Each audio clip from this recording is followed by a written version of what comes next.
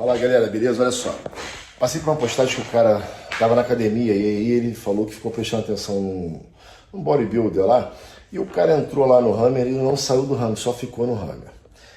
E aí veio a questão, né, do porquê que ele fez aquilo. Cara, lembra que eu sempre falo que cada pessoa tem o seu condicionamento, seu biotipo e a sua resposta muscular para determinado tipo de exercício, ou série, quantidade, volume, por aí vai. Ele já deve ter entendido a dele. E aí ele de repente está buscando ali uma hipertrofia maior, porque o corpo dele responde dessa forma. Então você não pode se comparar a ninguém. Pior ainda para atleta, porque o atleta, irmão, ele está entupido de suco. A recuperação do cara é 10, 15, 20 vezes maior que a sua.